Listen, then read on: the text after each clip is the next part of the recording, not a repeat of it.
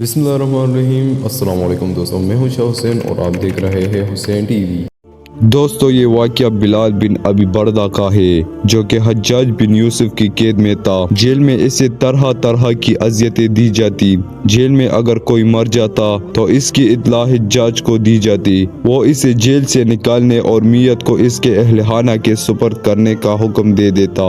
एक दिन बिलाल बिन अबी बरदा ने जेल के दरोग से कहा, मुझसे 10,000 दरहम ले लो और मेरा नाम मरने वालों की फहरिस्त में हज्जाज के पास भेज दो। वो मेरी मियत को अहलखाना के सुपर्द करने का हुक्म दे देगा। इस तरह मैं जेल से निकलकर किसी दूर दराज इलाके में छुप जाऊंगा और हज्जाज को कानो कान इसकी खबर ना होगी। अगर तुम मेरे साथ भागना चाहते हो तो भी बहुत अच्छा है। तमाम उम्र में तेरी अखराजात बर्दाश्त करूंगा। दारूग ने पैसे ले लिए और इसका नाम मरने वालों की फहरिस्त में हज्जाज के पास भेज दिया।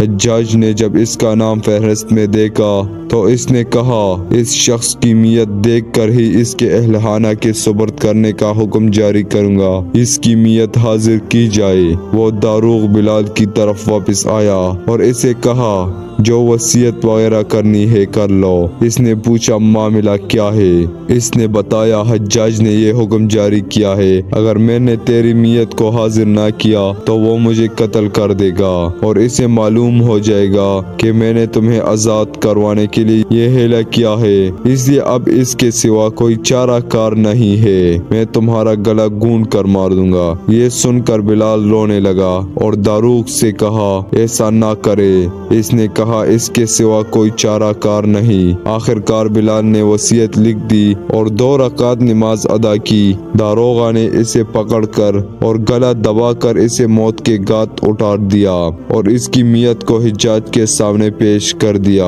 हज्जाज ने इसकी मियत देखकर इसके अहलखाना के सुपर्द करने का हुक्म जारी किया।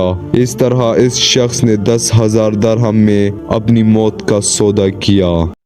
Thanks for watching this video. Allah Hafiz.